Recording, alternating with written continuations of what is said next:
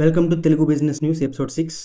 First, Vodafone Idea 30,000 కోట్ల రూపాయల deal final చేసింది నోకియా, ఎరిక్సన్ అండ్ శాంసంగ్ కంపెనీస్తో నెట్వర్క్ రిలేటెడ్ ఎక్విప్మెంట్ కోసం. ఎస్టర్డే చెప్పాను ఇండియాలో టెలికాం కంపెనీస్ మార్కెట్ షేర్ గురించి. 21 కోట్ల మంది వోడాఫోన్ యూజ్ చేస్తున్నారు. వోడాఫోన్ షేర్ ప్రైస్ చాలా పడిపోయింది లాస్ట్ 5 ఇయర్స్లో. ఎస్పెషల్లీ జియో వచ్చిన తర్వాత వోడాఫోన్ పాపులారిటీ పడిపోయింది, షేర్ ప్రైస్ కూడా పడిపోయింది. 2017 నుంచి కంపెనీ లాసెస్లో ఉంది. లాస్ట్ ఇయర్ అయితే 30,000 crores లాస్ అయింది కంపెనీకి.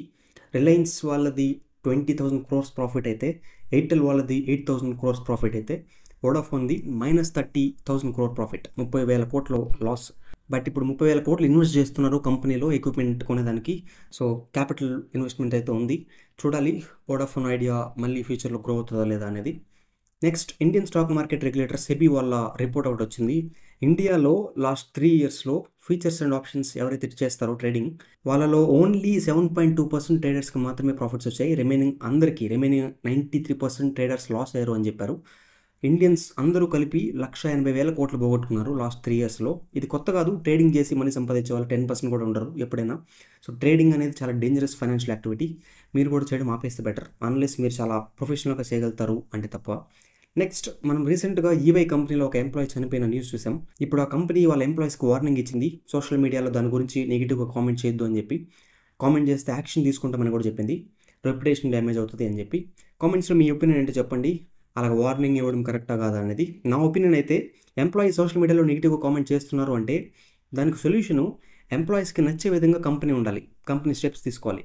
అట్లా కాకుండా వార్నింగ్ ఇస్తే ఎంప్లాయీస్కి ఇంకా కంపెనీ మీద నెగిటివ్ ఫీలింగ్స్ పెరుగుతాయి, అప్పుడు ఇష్టంతో పనిచేయరు employees. Next news, Mahindra company గురించి. దానికి వెళ్ళే ముందు, మీరు మీ సొంతంగా కోడింగ్ నాలెడ్జ్ లేకుండా సింపుల్గా వెబ్సైట్ క్రియేట్ చేసుకోవాలి అంటే, అది మీ బిజినెస్కైనా పర్సనల్ బ్రాండ్కైనా దేనికైనా, తెలుగు టెక్ గురించి వాళ్ళది వెబ్సైట్ డిజైనింగ్ మాస్టర్ కోర్స్ ఉంది. దాని యాక్చువల్ ప్రైస్ 5,000 రూపీస్, బట్ ఇప్పుడు ఆఫర్లో 1,000 రూపీస్కే వస్తుంది. నేను కూడా ఫ్యూచర్లో తెలుగు బిజినెస్ ఛానల్కి వెబ్సైట్ క్రియేట్ చేస్తాను ఆ కోర్స్ జాయిన్ అయ్యి. సో మీరు కూడా జాయిన్ అవ్వాలంటే ఆ వెబ్సైట్ లింక్ కింద డిస్క్రిప్షన్లో ఇస్తాను, లేదంటే ఫస్ట్ వాళ్ళకి వాట్సాప్ చేయండి, నెంబర్ స్క్రీన్ మీద ఉంటుంది. నెక్స్ట్, మహీంద్రా వాళ్ళు ఎలక్ట్రిక్ బ్యాటరీ మ్యానుఫ్యాక్చరింగ్ ప్లాంట్ని కడుతున్నారు మహారాష్ట్రలో.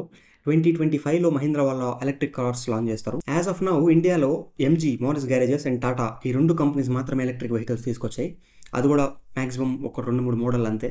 సుజుకి అండ్ టొయోటా వాళ్ళవి హైబ్రిడ్ కార్స్ ఉన్నాయి, అంటే electric plus petrol are diesel cars. Fully electric cars అయితే తీసుకురాలేదు.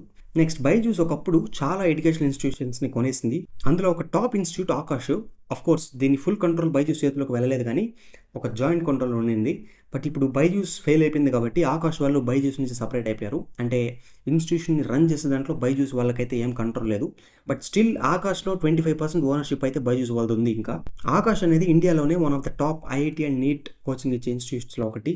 ఇప్పుడు వాళ్ళ బిజినెస్లో చాలా చేంజెస్ తీసుకొస్తున్నారు. బైజూస్ ఫెయిల్ అయిపోయింది కాబట్టి సపరేట్ కూడా అయిపోయింది in terms of control. So this is it for this episode. Next episode miss అవ్వకుండా చూడాలంటే subscribe to the channel. You know that you control me. Guilty self-affliction. Prey on me when I'm lonely, and I'm your willing victim. My friends already told me, but I don't wanna listen.